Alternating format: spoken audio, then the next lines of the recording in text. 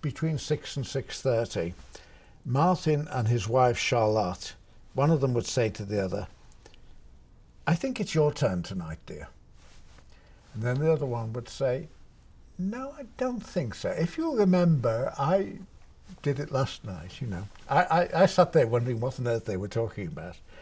And so eventually one of them lost this fight, you know, and toddled off into the kitchen and made 2 old-fashions. I had never tasted an old-fashioned before, didn't even know what it was. It's So when you were there, there were 3 of them? Hmm? When you were there, When they I made was there, 3? yes, they made 3 of them. And they brought them in, and we sat for half an hour sipping these things. And then Charlotte would begin to yawn and say, "I don't know," this happened every time I was there, "I don't know what's happened to me tonight. I feel terribly tired. So if you don't very much mind, I'll leave you 2 boys to yourselves and toddle off to bed." So she toddled off to bed, you know. This was perhaps 6:45. And then after she'd gone, Martin would survive until perhaps 7:30. And then he would yawn uncontrollably, and with great apologies for leaving me alone, would leave me alone. And so that was that, you know. I got quite used to this habit later on. One of the earliest times I visited with him, well, in fact, I was always billeted in the same room, and it was his room for interesting books, you know, his little library. And he said, "This shelf is particularly interesting."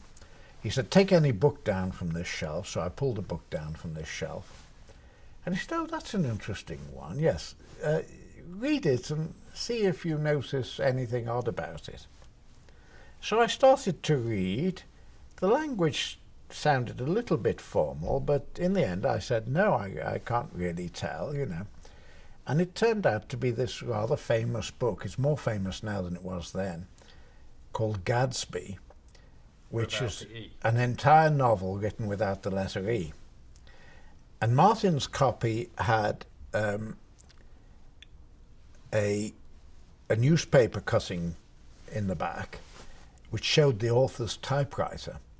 And it was a good old-fashioned Remington typewriter or something like that. And the guy had taken off the E key and sharpened the thing that supported it to a sharp point, so that if he ever accidentally hit the E, he bled, basically. And this article said a few things about him which I can't remember. But then, you know, he had another book which was sort of a palindrome in words from the beginning to the end. You know, the last word was the same as the first word, the next to last word was the same as the next to first word, and so on. He had, a little children's book that you could turn upside down and read it again, and it told a different story. He had all sorts of strange books in there. Wonderful collection of junk.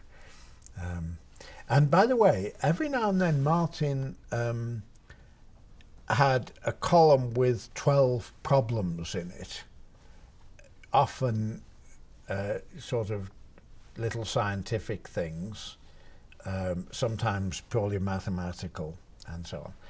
And many of the sort of objects that appear in those problems were in his house. You know, at one time he mentioned a rather clever sort of egg timer thing. There was one of these, things, 2 bulbs connected together, both of them, well, one of them filled with sand, which flows into the other one. And but this one had all of that inside a transparent tube filled with liquid. And what you had to do is explain why, when it got to the end of its time, this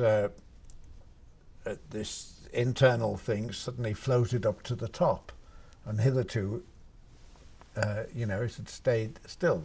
Was it getting lighter or something, And the explanation was, when the top bulb was filled, it was sort of top heavy, Yeah. And so it tended to lean over, and that stuck it in the tube.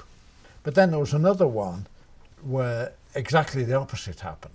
While it was The liquid operating, went it was down. at the top. But anyway, there were all these sort of funny things in his house. One of his books was called Mathematical Carnival, and I wrote a little introduction for it. It happened to mention a number of these things in the text of the book.